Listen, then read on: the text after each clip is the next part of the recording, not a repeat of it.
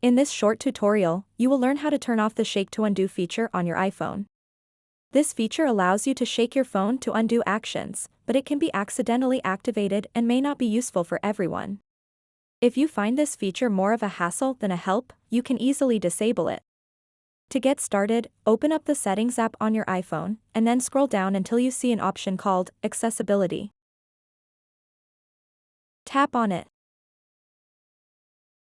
After that, scroll down again, and you'll see a section called Physical and Motor, and in that section, you'll see an option called Touch. Tap on it. And then scroll down. Now you'll see the Shake to Undo option. To turn this off, simply toggle off this switch over here. So that wraps up this tutorial. If you have any questions about this whole process, please let me know in the comments section below. And if this video helped you out, please give it a big thumbs up and subscribe to this channel for more tutorial videos like this one. Thank you so much for watching and have a good day.